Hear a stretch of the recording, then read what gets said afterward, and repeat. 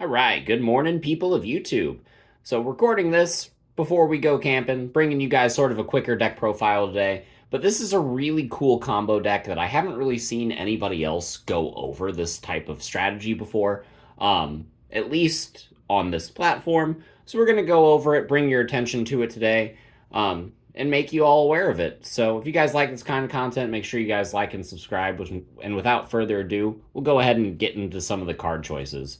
So for the eggs, I'm not really decided on what to play yet. I've decided that it needs to be something that draws cards, but we don't really play Blue Tamers, so the new Wanyamon isn't really that good.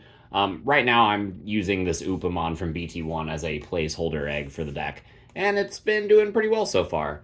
But that's not where this deck gets interesting. We're going to go into the rookies. We got 4 copies of the new Vmon from BT12. Helps us search some pieces, like mainly our level 5s and our 4s. But the main reason this card is in here is because it is a dragon and because of that end of turn DNA Digivolve effect. So you can kind of see maybe where we're starting to go with this already. So we have got 4 copies of the Jamming Vmon as well. This card helps us get early aggression on because once we get our opponent to 2 security, we have won the game. And basically the entire strategy of this deck is to get a couple checks early, get your opponent down to that 2 security mark, and stabilize the game state at that point using Shakumon and stuff, and Shadow Serafimon and stuff like that. And then you drop the Dorbikmon and then DNA into Ragnalord with this end of turn DNA Digivolve effect. So you're going to win the game off of just a couple early game checks, and this card helps you get there. So for the rest of the rookies, I got 1 copy of the EX1 Vmon, mostly because I wanted extra Vmon names for some of my level 4s. But this card can help us trigger off of some of our effects and get us extra memory here and there, help us keep it our turn. So this is, I think, the best 9th Vmon to play in this list.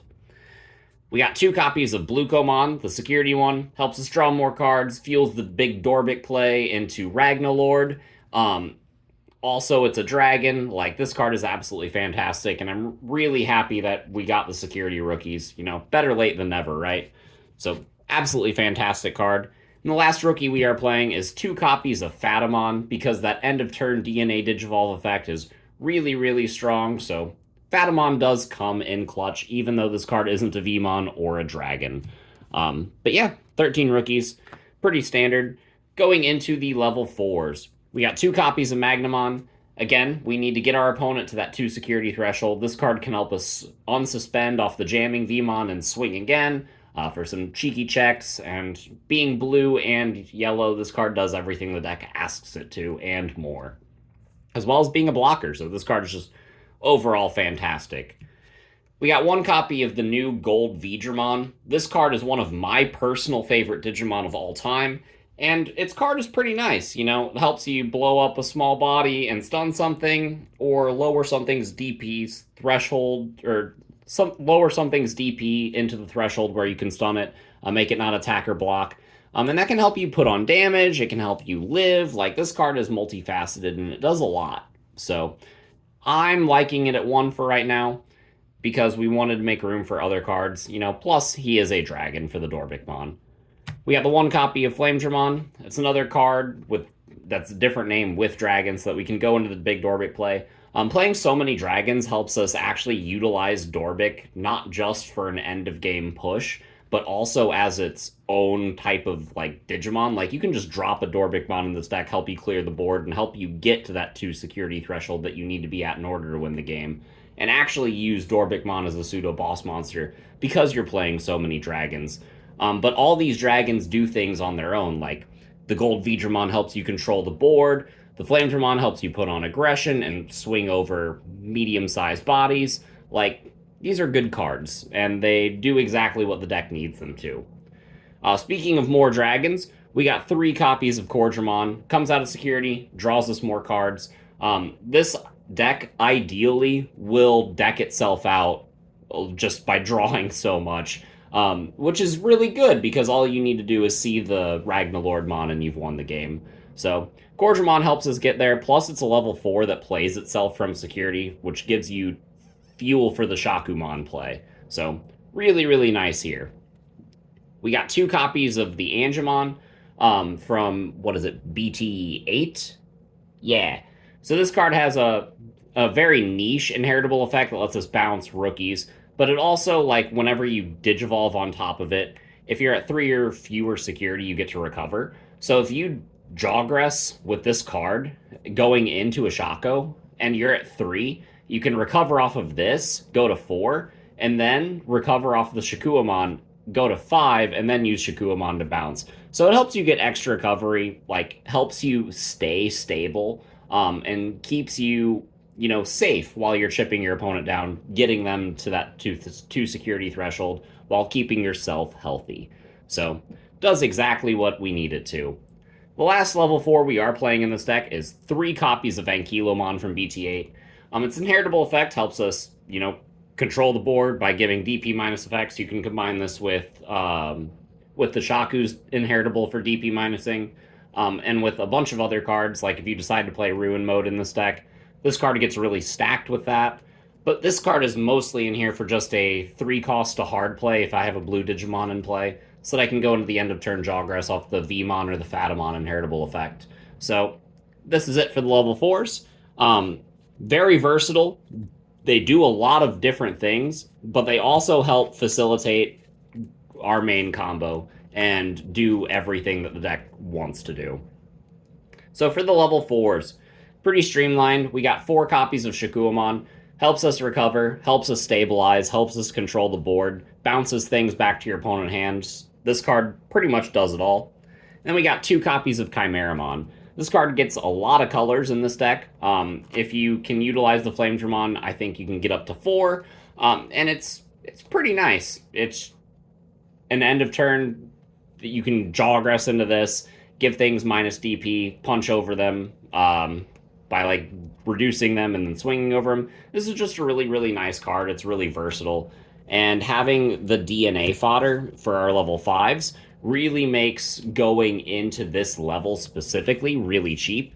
So that way we can pass turn on one of the true boss monsters of the deck, Shadow Seraphimon. So this card was introduced in the new set, and it's absolutely fantastic. If they attack, you de-digivolve them, and if this card dies, it goes to security. So this card is really, really great. Your opponent doesn't want to deal with it, because if they do, then they recover.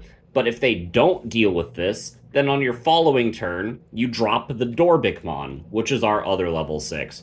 So this card digicrosses off of dragons, cards with SAR in their traits, like dinosaurs and crap.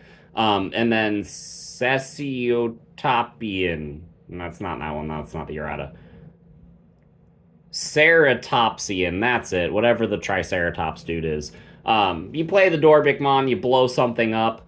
If you have the Vmon in your sources, either you put it under it with the Dorbikmon, you can just digicross this for just the 10 memory, end your turn with these 2 in play, and then Jawgrass into the Ragnalord to win the game.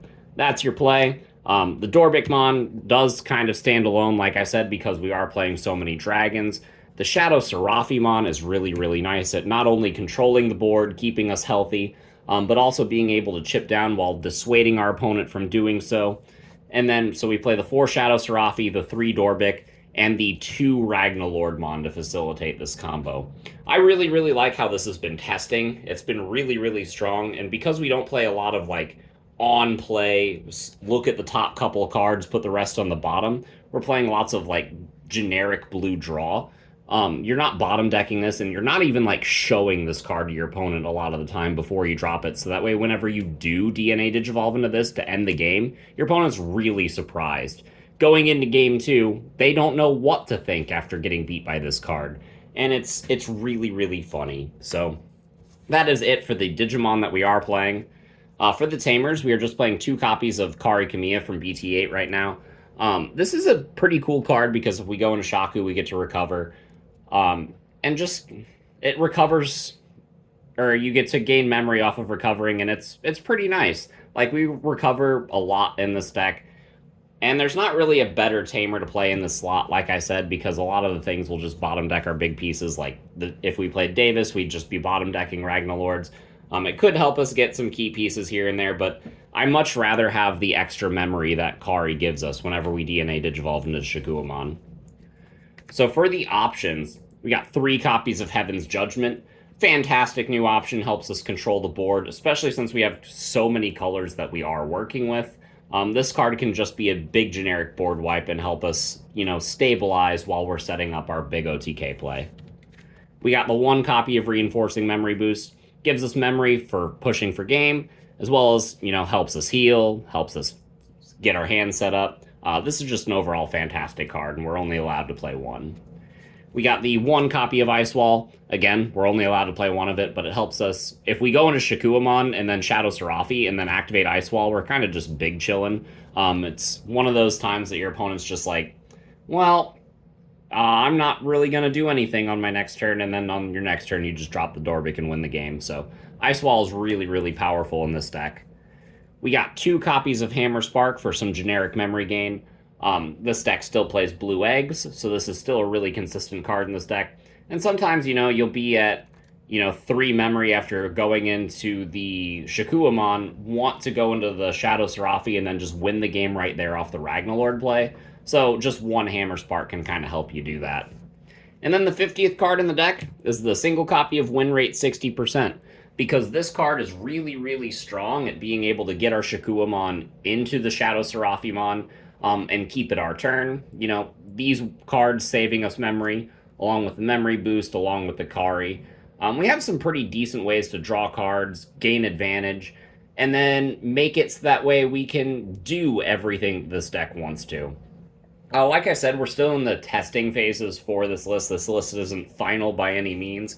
But it's been really, really strong, and, since I am going camping, I don't know when I'm going to be able to record next, so definitely wanted to get this out to you guys, so that way you guys could all start experimenting with this as well, and let me know how it goes, what you guys think of this style of deck. So, yeah, leave a comment down below, and we will see you guys in the next video. Bye, everyone!